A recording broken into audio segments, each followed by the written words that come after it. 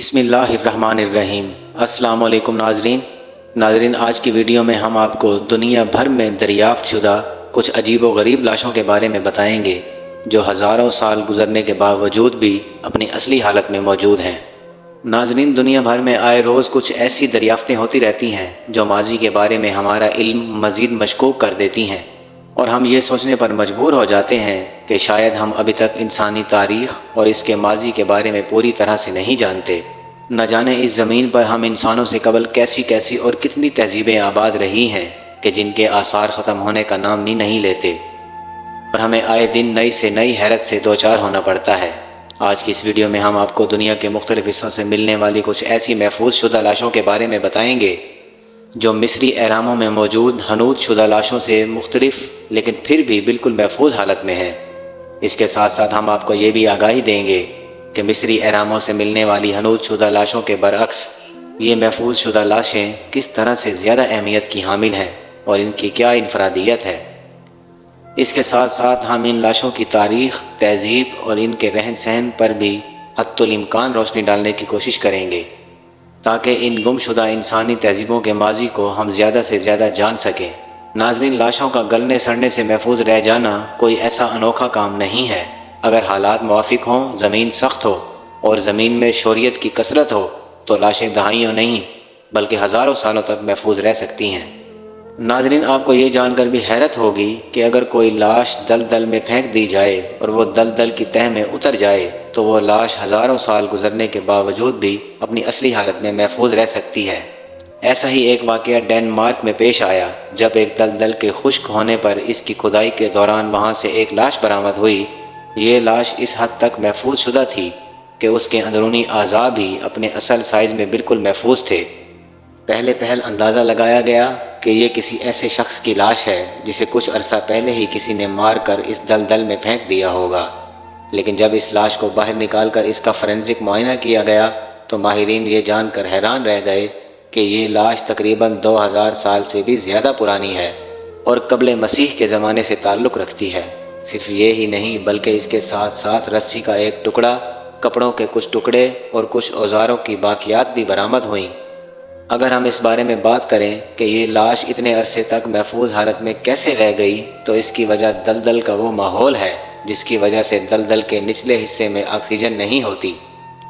Oxygen کی غیر موجودگی میں بیکٹیریاز اور دیگر لاش کھانے والے جراثیم اپنا کام نہیں کر سکتے، اور یہی وجہ ہے کہ ہزاروں سال تک دلدل کی تہہ میں پڑے رہنے کے باوجود یہ لاش اس حد تک محفوظ رہی، اور آکسیجن کی عدم موجودگی نے اس لاش کو ہر طرح کے گلنے سڑنے کے عمل سے محفوظ رکھا۔ ناظرین گرامی، یہ لاش اس حد تک محفوظ تھی کہ اس کی رگوں سے ماہرین خون نکالنے اور اسے ٹیسٹ کرنے میں بھی کامیاب ہو گئے۔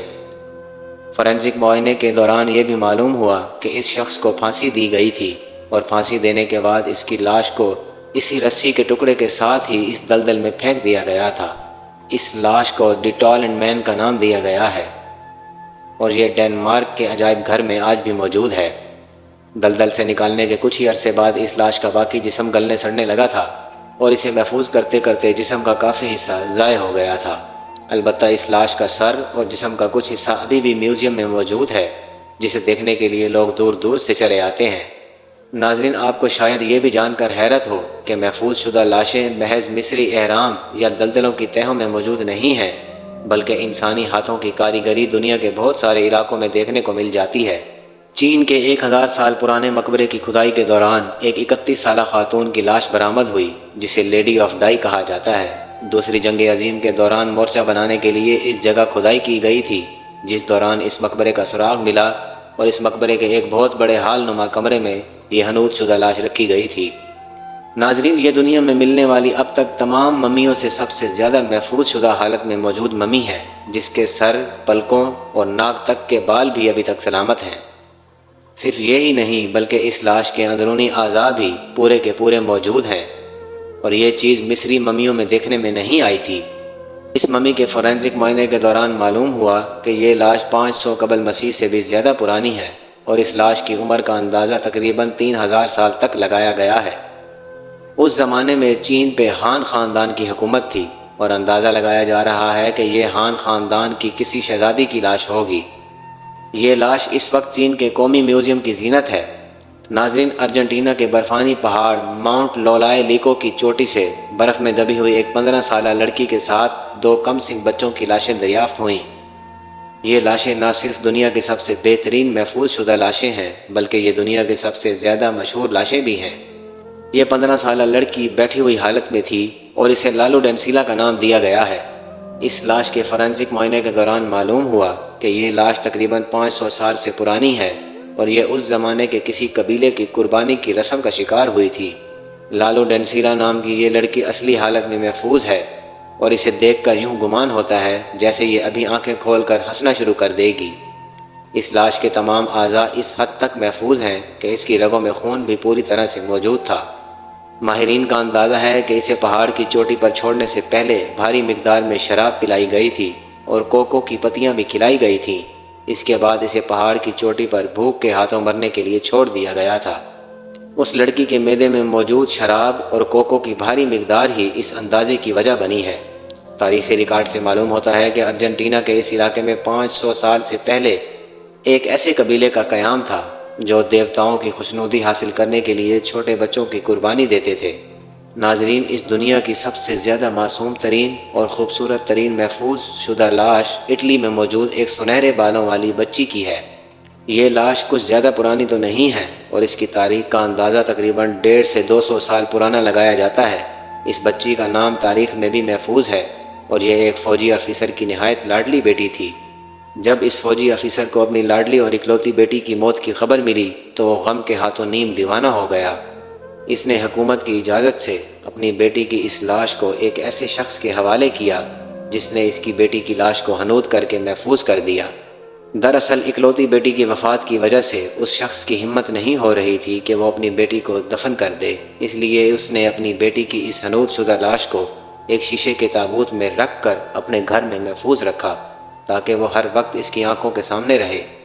شیشے کا یہ تابوت نسل در نسل چلتا ہوا آخرکار اٹلی کی حکومت کے قبضے میں آیا اور اٹلی کی حکومت نے اسے ایک میوزیم میں رکھ دیا۔